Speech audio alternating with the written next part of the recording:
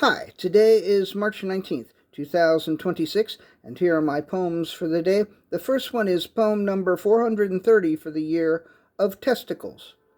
The two lint balls that came out of the dryers did not remind me of testicles, because one was light gray and the other was a distinctly darker gray.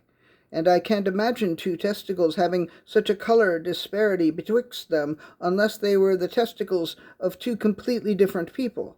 Also, the lighter one was bigger than the darker one, although I suppose such a size discrepancy would be possible between two testicles. But also, the way they were balled up and mangled made them look not at all like testicles, or at least not at all like any testicles I would want to know about.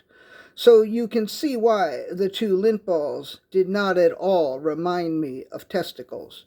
Poem number 431, Rough Year. In the laundry room, I asked the man how he was doing, and although we didn't really know each other, to my surprise, he told me. Not very well, he said. It's been a rough year. It was only March, and I didn't want to pry, so I didn't, and despite his initial candor, he didn't seem to want me to. This could have been another reason why I didn't pry, but it wasn't.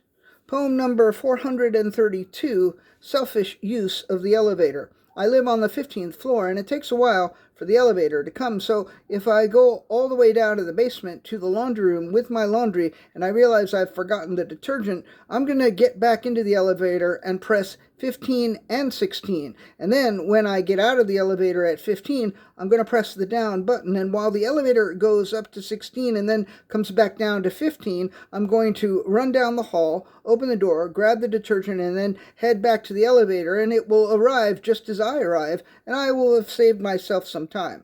I recognize that this is a very selfish use of the elevator, but I only care enough to confess it to you. I don't care enough to change my behavior. Poem number 433, Makeshift Morons.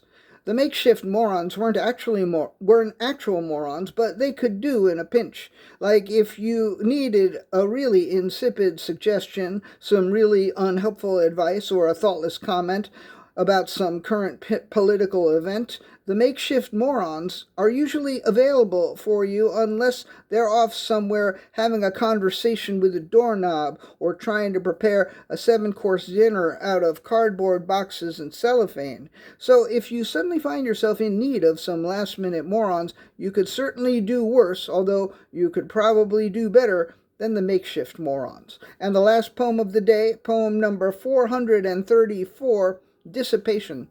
There had been a time when he wanted to disappear into the woodwork, into the couch, into a film or a book or a breakfast nook, or into a lake or some god-forsaken locale or the OK Corral. But now that he sensed himself slowly dissipating into the ether, he found that he no longer had the desire to do so.